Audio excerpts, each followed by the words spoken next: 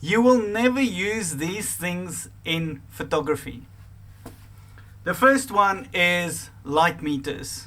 Now, yes, there are people that still use them, I know, but I guarantee you, in weddings, in wildlife, in all of that, you will never use a light meter. There's no time. Light meters are for studios mostly. Studio setups, getting your light perfectly for the scene and whatever. But most of the things you can correct in post-processing. What is post-processing? That's when you take your photos out of the camera on your computer or Mac and you start editing your photos. That's called post-processing. Okay. The second thing is the histogram. Okay.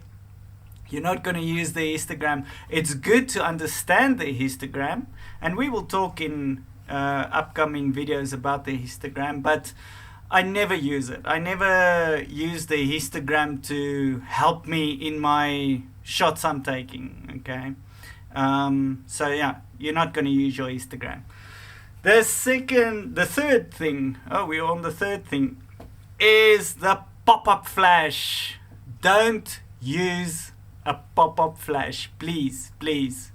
It's the most dangerous thing you can use. The pop-up flash gives the worst light you can imagine.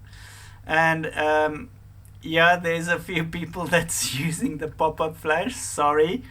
But yeah, please don't use the pop-up flash. Get yourself a good speed light or something like that. We will talk about light sources in upcoming videos, so keep following me. The fourth one, JPEG format. If you are shooting on JPEG format, please stop.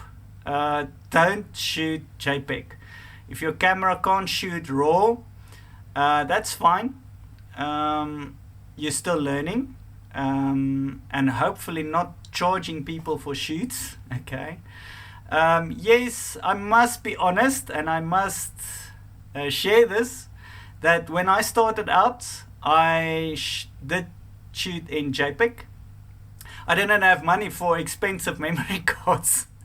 So when you shoot in RAW, it takes a bit more space on your memory card. So I didn't have that luxury. I started out very poor.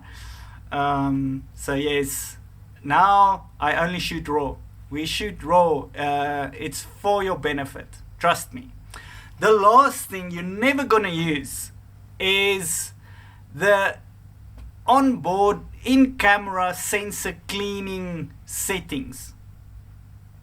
There's a setting on your camera that you can clean your sensor. You're never going to use that. I never use that. With the new mirrorless cameras, I use the Olympus.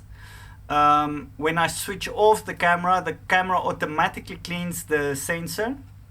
So I don't even notice that. But that's also why I went for the Olympus. The Olympus is weather sealed. So I get very, very little dust on my camera. And I mean, I've been shooting almost 4 or 5 years now with the Olympus, and I've never had to take my camera in for a service. But if my sensor gets clogged up with a lot of dust, I just take it in for a cleaning. That's the best way. If you need to open your camera and clean your sensor yourself, it's a big risk. It can be done. I've done it with my previous cameras, but it's such a big risk in damaging that sensor when you clean it. So rather don't.